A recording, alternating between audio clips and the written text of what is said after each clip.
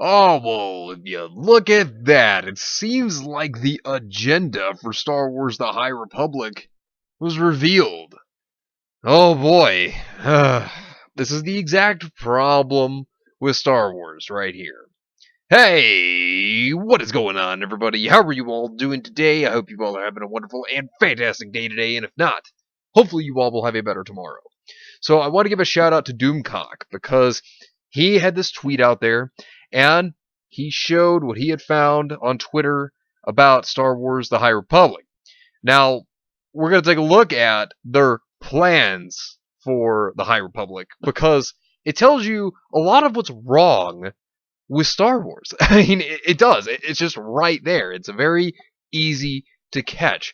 And it's a shame seeing how great Star Wars once was, and then Disney got its grubby little mouse fingers on it, and then started ruining it. Right. So this is everything right here. Fiction, Star Wars with a heart by it, which is broken and destroyed, by the way, and then Star Wars wishes. Now, if you notice, diversity and representation slash diversity. Diversity is in there twice. It shows you that as well as not pro-war droids, dinosaurs, dinosaurs. It's funny how they have diversity as something that they are really trying to push here. Identity politics, something they're really trying to push. The thing is, when you're making a good series, diversity just comes naturally. It just flows normally. There's no need to force it because it's naturally going to come. Star Wars has been known as a very diverse series to begin with. I mean, if you watch Star Wars, you know what I mean. All the droids, the aliens, and everything. It's very diverse. So I don't know why they feel they would have to force diversity when, if you're coming up with a series, it naturally will just come to you. Of course. The Force and also space and lightsaber battles, that's given. I mean, it's like these people don't understand how Star Wars works. Authentically lived in? Are you kidding me? That's why people love Star Wars, to be able to escape, right? That's the point of escapism, to escape the reality they lived in so that they could enjoy what Star Wars is. I mean, these people don't understand what Star Wars is, but, Ichibaka has a blog, and what Ichibaka did, which is very helpful to everyone out there, Ichibaka looked up the people that are working on this new project, and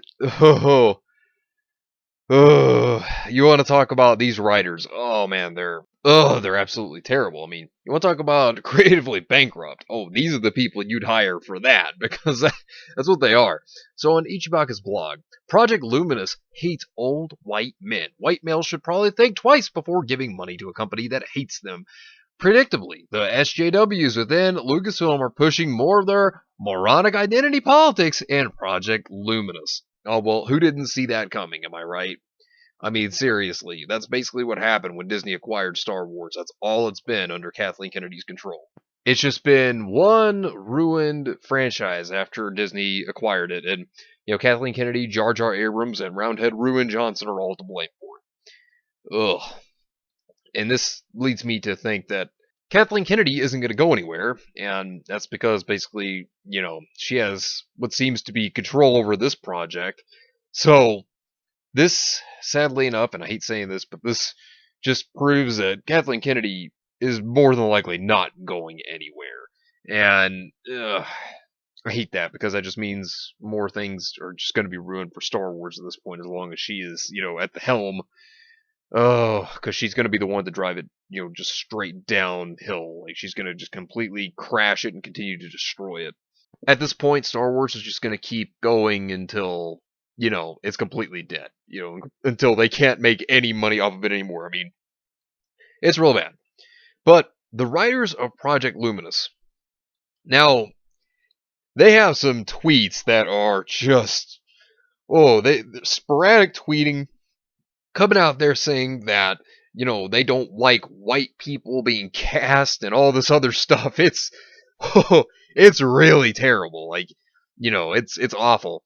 And first person is Claudia Gray. Now, here are the tweets that Ichibaka got from this. So, this is what she had to say. So, after all the talk about Lieutenant and Nyong'o, or two female leads, the Star Wars cast is a bunch of white guys, one woman, one black guy.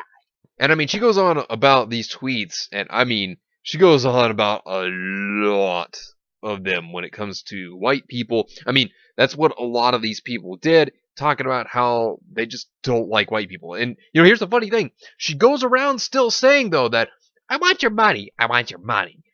Despite the fact that, she is saying all these terrible things.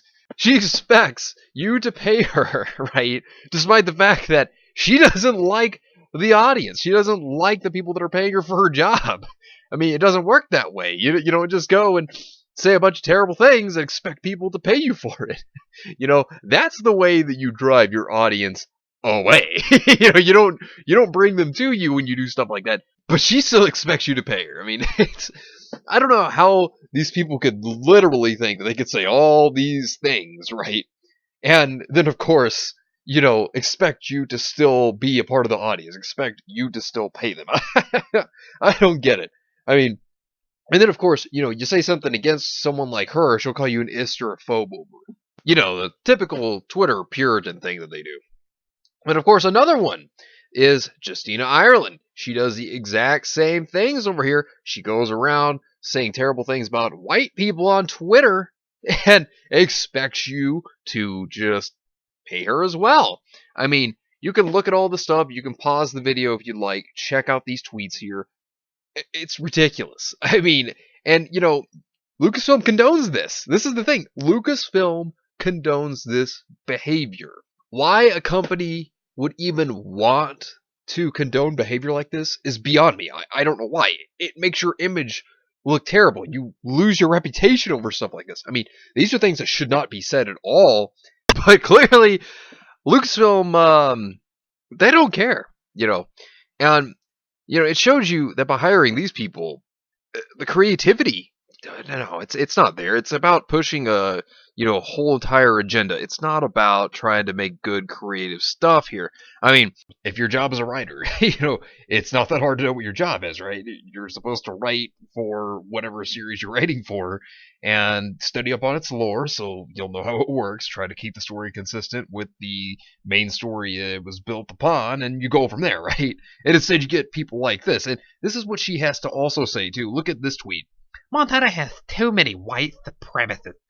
I mean, seriously. These are supposed to be the writers. These hot takes really tell you a lot about these writers. It tells you a lot about what they're going to be pushing within this project. And, oh man, it's so bad. And here, right here, Daniel Jose Oldis. Pretty sure I butchered his last name. He has a lot of hot takes. In fact, I think he's the one that had the most tweets. I mean, he went on about stuff like Orange Man bad, talking bad about white people. I mean, look at this. White people turning out to be racist is not a plot twist. What? But here's the thing. This is the sad part of it. This is the sad reality. It's really not surprising to see Lucasfilm hire people like these. And that's the thing, you look at Star Wars. Star Wars has been embedded into pop culture. So, they're going to have these people push the narrative, further with Star Wars. Use Star Wars to do it. That's basically what they're doing. And that's the thing. They're taking Star Wars. They're just making it their platform to just throw out their political agendas. And it's sad to see because Star Wars, it's been such a phenomenal series for so many people up until Disney got their grubby hands on it. And then, of course, what does Disney do? They bastardize the entire series. It's what they've done. And it's sad to see such a great series get ruined and, just slinged along in the mud and just dragged straight through it like Disney has been doing. I mean, look at this tweet right here. This is the whole reason of Breaking Bad one tweeting without white people. You see, this is why Star Wars is a mess. They hire people like these that are just crazy, that are trying to push their narratives. It's insane stuff. I mean, these tweets go on and on and on, but, like I said, it's just not surprising they would hire people like these. I mean, look at this one.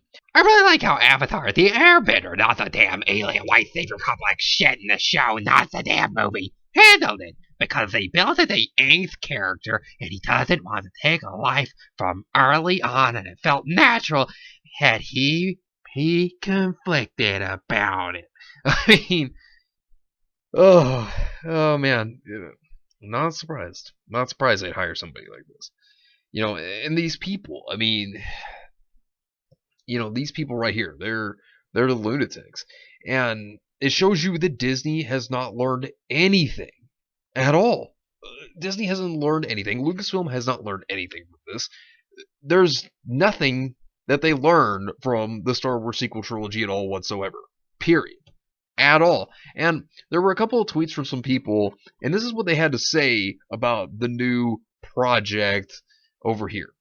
Yes, I tire of tokenized characters being POCs to punch a card. I don't feel it genuine, nor do I feel represented or inspired by it, particularly when gendercide occurs. It feels condescending, as if they are saying, here you go, this is for you, just show we ain't bigoted. That's what one person had to say about it. And then there was another person, which they also brought up a good point, and this was their point. They said, I was looking at their list and thought to myself, guys, if you put the story above everything else, diversity and representation will happen naturally, and that is very true. I really wish we could tell them these things sometimes, at least to where they'll listen. And that's the thing, they don't listen. They sit in their little echo chambers, they cry and scream and shout in their echo chambers, but they don't listen to the people that don't agree with them. They just try to shove them out.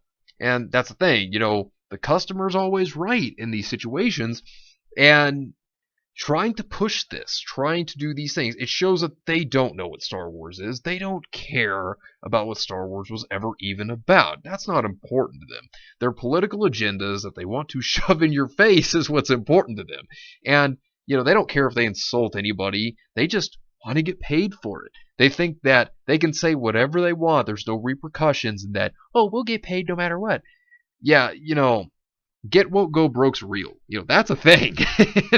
These people need to realize that. This is why Star Wars is in such a terrible rut that it's in, and why people really just don't care about Star Wars now.